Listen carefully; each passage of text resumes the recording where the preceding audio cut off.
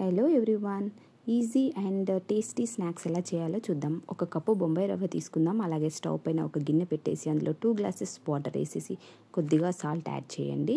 And దీనికి 2 spoons నెయ్యి కూడా యాడ్ చేయండి. బాగా బాయిల్ అయిన తర్వాత రవ్వని యాడ్ చేసి కొద్దిగా యాడ్ చేస్తూ మెత్తగా అయ్యే వరకు కలిపి పక్కన పెట్టేయండి, కొద్దిగా కూల్ అయ్యే వరకు. ఈలోపు ఒక గిన్నె తీసుకొని ఒక కప్పు బియ్యం పిట్టి తీసుకొని దానికి సరిపడా సాల్ట్ వేయండి. అలాగే 1/2 స్పూన్ జీలకర్ర, నువ్వులు 1 స్పూన్, అలాగే 1 స్పూన్ కారం వేసేసి బాగా కలిపి అలాగే రవ్వ మిక్చర్ని దీనికి యాడ్ చేసుకోవాలి కొద్దిగా స్పూన్తో ఫస్ట్, ఎందుకంటే వేడిగా ఉంటుంది.